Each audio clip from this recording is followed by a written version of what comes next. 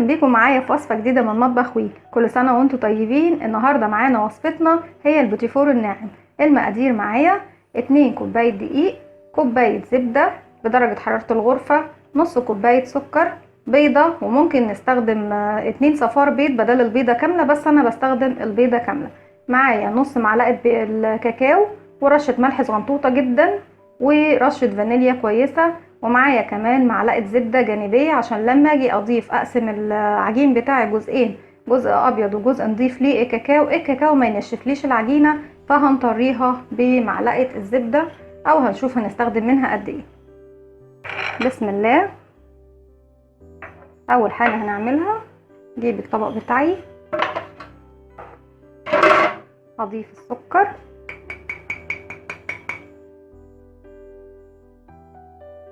وهضيف الزبدة. بسم الله.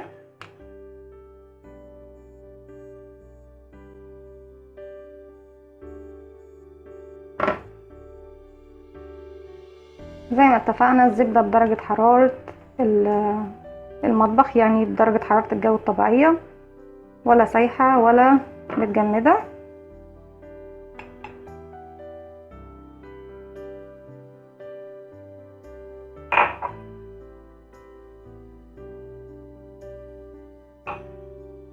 وهنضرب الزبدة مع السكر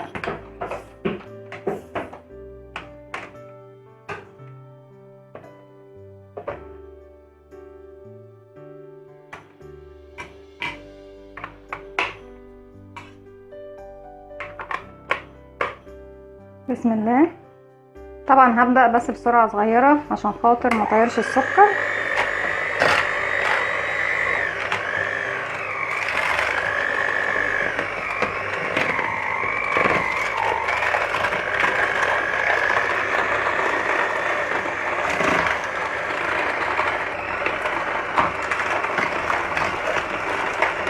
طبعا هفضل اضرب لغاية ما السكر والزبدة يبقوا عاملين زي الكريمة معايا.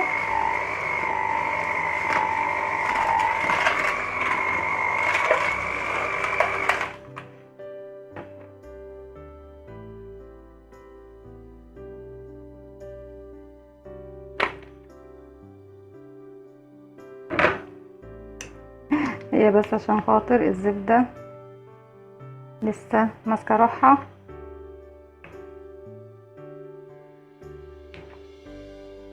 هنزل كل المكونات بتاعتي ونطحنها كويس،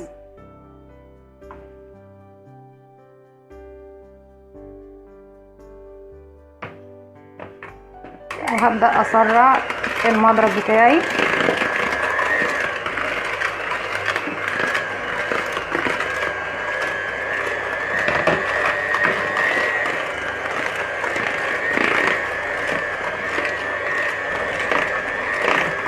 زي ما اتفقنا هنفضل نضرب في الزبدة مع السكر لغاية ما يبقوا زي الكريمة ولونهم يفتح ويندمجوا مع بعض خالص.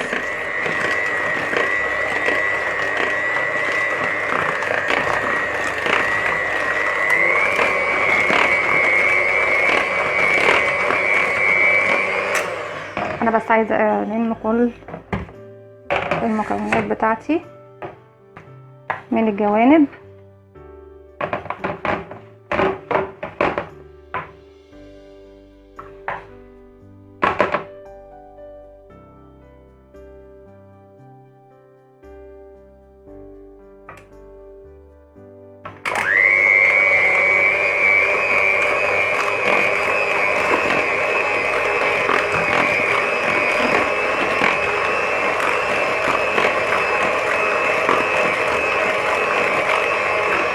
السكر زي ما انتم شفتوا كان سكر مطحون، سكر بودرة.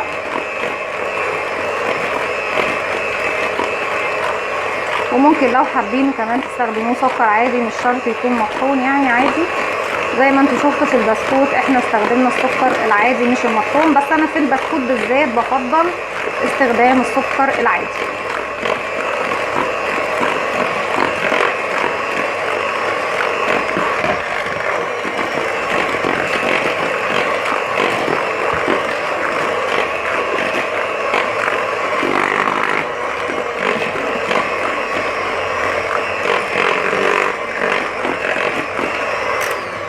بالشكل ده هبدأ اضيف البيض بتاعي.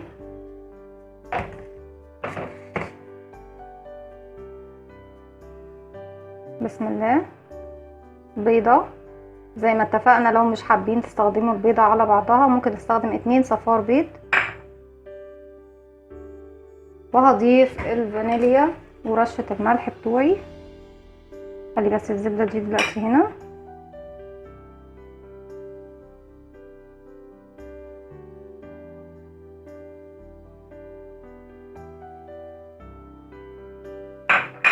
وهنبدأ نقلب الميكس بتاعنا دوت.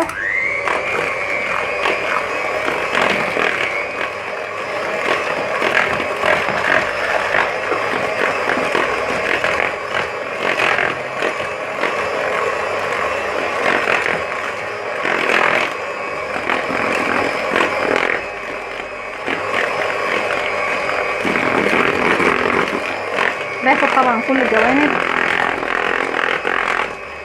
واقلب كويس.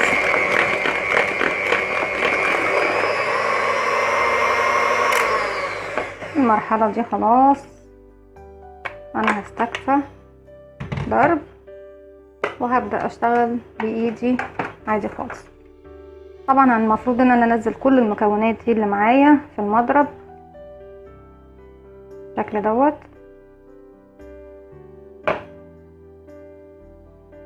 وانتوا عارفين ان انا بحب اشتغل بايدي.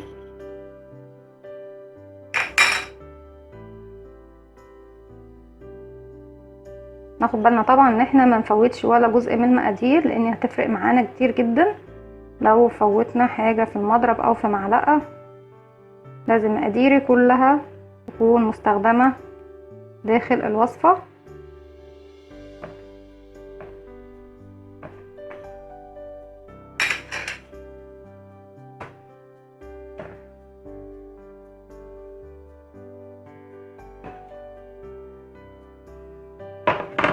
طبعا بلم كل الجوانب بتاعتي بتاعت الطبق، وهبدأ اضيف الدقيق بتاعي واحدة واحدة. ثواني بس اجيب مصفى. رجعت لكم تاني، وزي ما انتم شايفين لازم الدقيق بتاعنا يتنخل علشان ياخد هوا لما يدخل في اي وصفة. اما بننخله مسبقا او بنعمله واحنا شغالين في الوصفة بتاعتنا، مفيش مشكلة. وزي ما انتم شايفين بس بمجرد بس اني انا بعمله بالمصفى الخفيفة دي ببدأ ادخل كل المكونات بتاعتي في بعضها. بسم الله.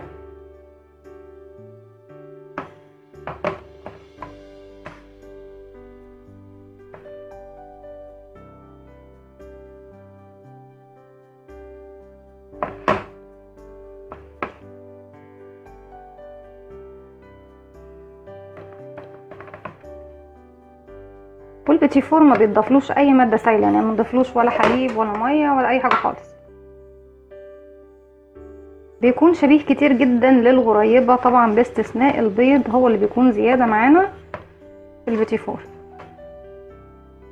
وبعدين الغريبه كمان بنعملها بالسمنه مش بالزبده، لكن البيتي فور يفضل ان هو يكون دايما بالزبده.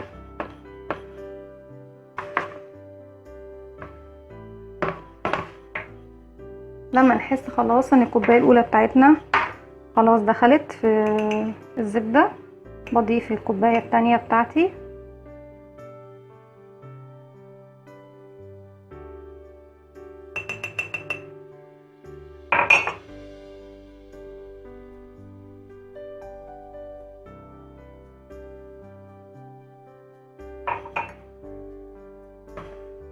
وبكمل ادخل كل مكوناتي في بعضها زي ما احنا شايفين. المرحلة دي استخدم ايدي علشان اشوف الخليط بتاعي وصل لغاية فين. واحدة واحدة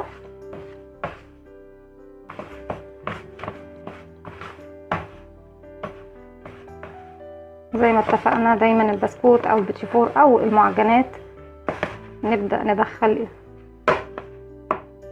نعجنها بايدينا كده باطراف صوابعنا نلمها بس على بعضها.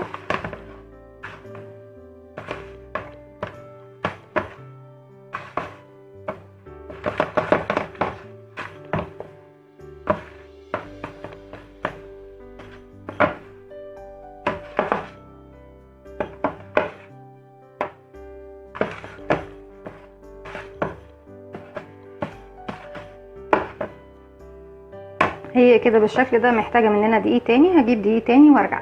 هنبدا نضيف لها دقيق لغايه ما نشوف هي هتحتاج مني دقيق قد ايه، لغايه ما نلم العجين بتاعنا. لازم طبعا العجينه تبقى متماسكه، ما ينفعش تبقى عجينه سايبه. بسم الله.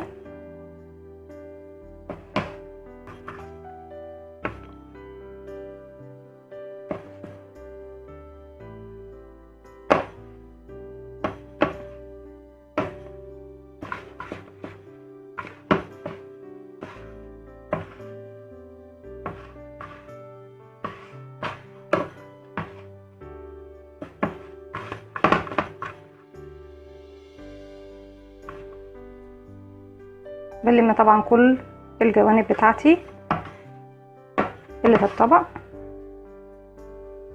لا لسه شويه كمان، تاخد مننا كمان معلقه.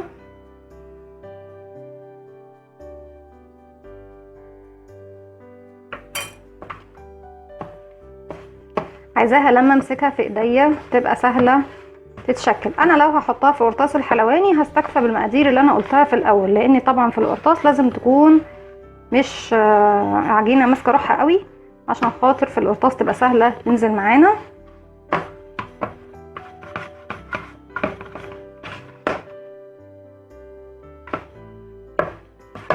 هي زي ما انتم شايفين خلاص بدأت تلم روحها معانا من كل اطراف الطبق.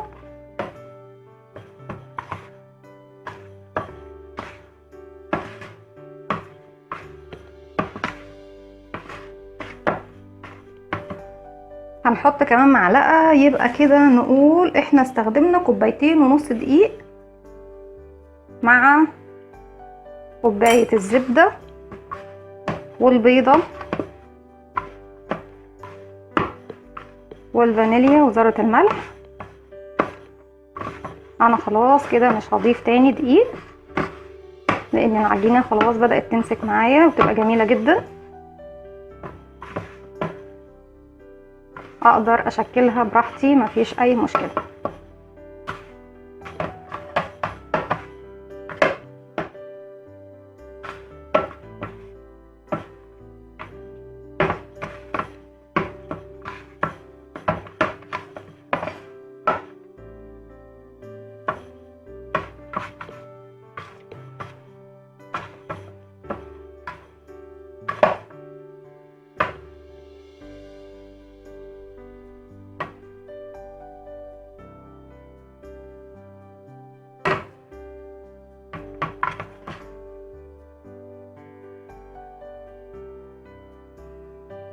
خلاص سهل ان احنا نشكلها زي ما انتم شايفين. خلاص مش بتلزق في ايدي، عجينه متماسكه متمالكه روحها جميله جدا.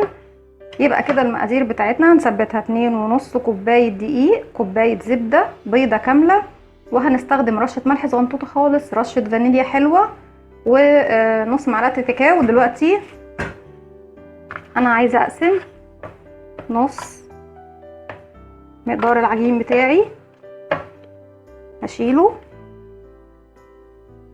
وهجيب الكاكاو وهنزله حسب طبعا ما انتوا بتحبوا درجة غمقان البيتيفور معاكم، فاتح او غامق. يعني تستخدموا نص المعلقة كله او تستخدموا نصه، مفيش مشكلة. انا مش هضيف الزبدة دلوقتي، هشوف اذا كنت هحتاجها ولا لا. وبقلب طبعا الخليط بتاعي مع الكاكاو.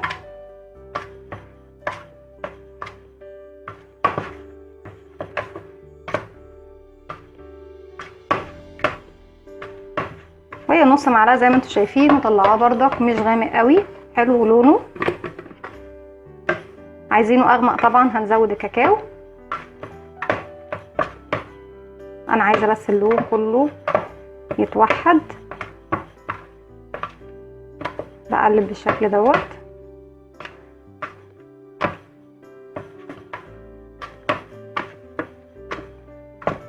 هاخد بس من الزبده جزء بسيط علشان يبقى قوام الجزئين معايا واحد.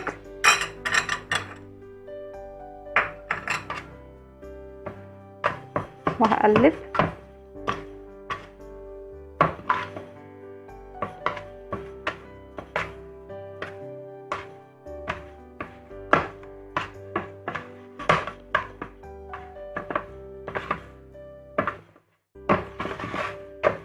هقلب كويس لغايه ما الزبده طبعا تتداخل جوه العجينه بتاعتي.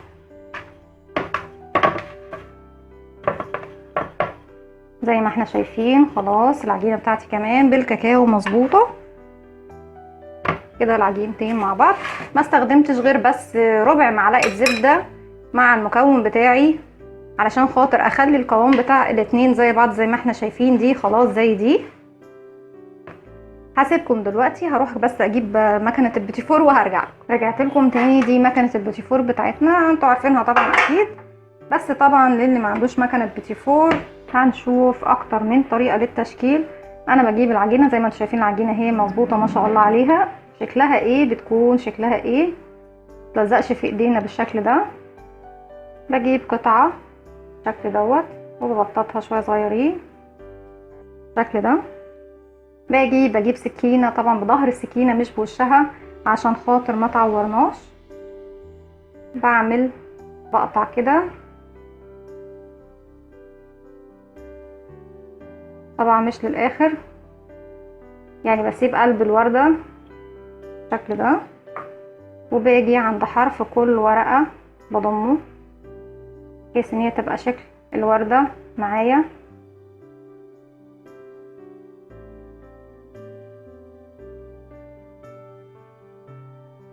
بالشكل ده زي ما احنا شايفين. وبجيب السكينه بعمل بس شكل بالمنظر ده، شكل بس مش بنزلها لغايه تحت طبعا بالشكل ده. ده بيكون معايا شكل اهو، شكل الورده.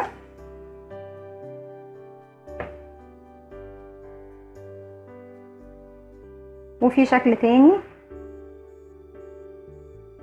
ان احنا بنجيب جزء من البني وجزء من الابيض بنضمهم على بعض بالشكل دوت. ببدأ اقطعه بالسكينة بالشكل ده.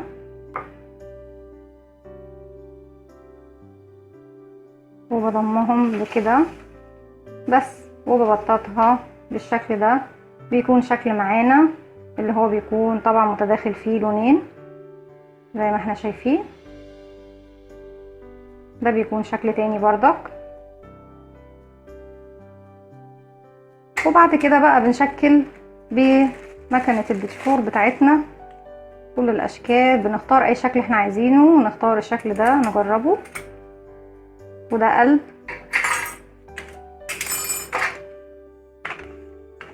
برفع طبعا بدور السنون بتاعتي بالشكل ده، بجيبها كده في الجنب وبفك المكنه بتاعتي من تحت. بختار الشكل اللي انا عايزاه وليكن ده.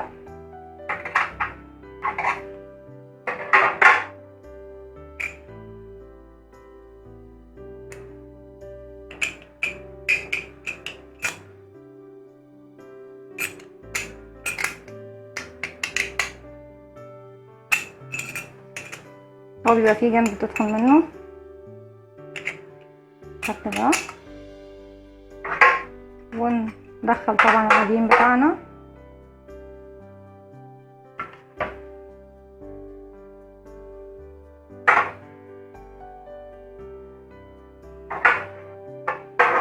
وبملى المكنه بتاعتي بالشكل دوت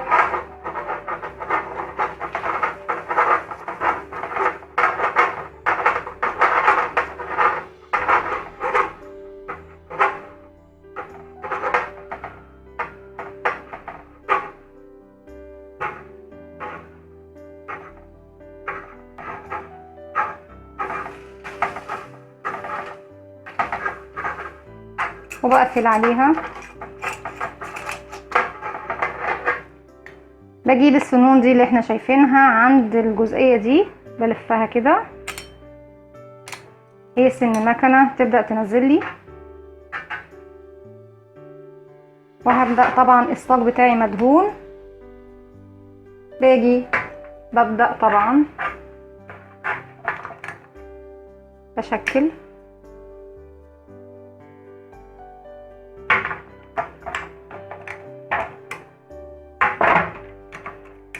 بالشكل بالاشكال بتاعتي زي ما احنا شايفين. سوري بس عشان انا واقفه في زاويه بس صعبه شويه.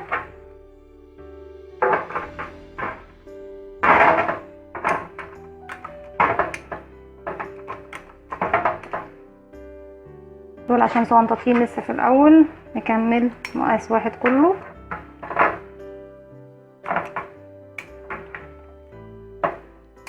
وممكن نغير الشكل بتاعنا نحط شكل تاني، نجرب كل الاشكال اللي معانا ونعمل طبعا اشكال حلوة عشان الولاد ينبسطوا، واحنا كمان لما نيجي ناكل حاجة تكون شكلها حلو. ياخد شكل القلب.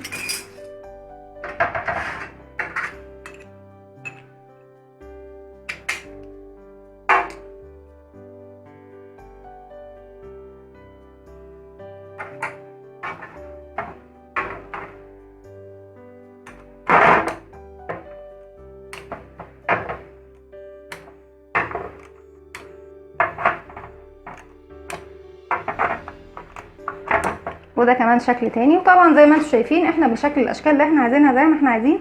هشكل البيتي فور بتاعي بكل الاشكال الموجوده عندي وبعد كده هرجع لكم. رجعت لكم تاني كده بعد ما شكلنا خلاص الصاج بتاعنا، وكمان العجينه بتاعتي طلعت لي صاج كمان زي ده، يعني طلعت معايا صاجين.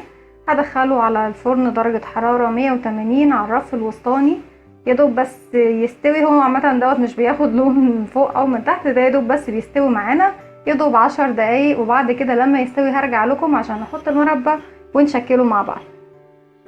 رجعت لكم تاني، ودوت البيتي فور بتاعنا بعد ما استوى زي ما انتم شايفين. وده بيكون لونه من تحت اهو، ومن فوق طبعا ما بياخدش لون خالص. ودي طبعا الاشكال اللي احنا عملناها كلها، كان فيه الوردة وشجرة الكريسماس والقلب واللي هو شكل البيضاوي دوت وده. وطبعا زي ما انتم شايفين في بعضهم انا حطيت العجينتين مع بعض وعملتهم بالشكل ده. دلوقتي انا معايا للحشوات بتاعته، معايا فرماسيل، معايا جوز هند، ومعايا مربى. اي نوع مربى طبعا بتفضلوه. بسم الله. بنجيب طبعا الاشكال اللي زي بعضها وباخد من المربى بحطها كده بالشكل ده، وبروح جايبة واحدة تانية بالشكل دوت وبدورها في الفرماسيل او في جوز الهند زي ما احنا شايفين، وبحطها طبعا في مكان تاني هياخد شكل الكريسماس، شجرة الكريسماس.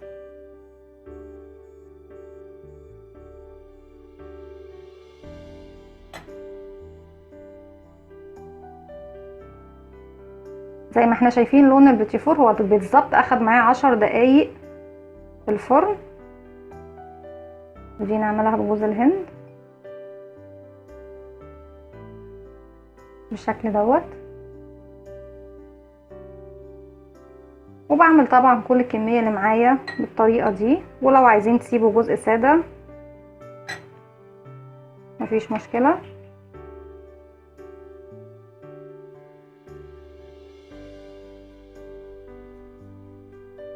بنعمل كل الكمية بتاعتنا بنفس الطريقة دي وبنرصصها طبعا في القالب اللي هنرصص فيه. ده كان البيتي فور بتاعنا النهارده، وزي ما انتم شفتوا قد ايه سهل وقد ايه خفيف وجميل. يا رب النهارده وصفتنا تعجبكم. لو عجبكم الفيديو اعملوا لي لايك وشير وسبسكرايب، واستنوني فيديو جديد من وي.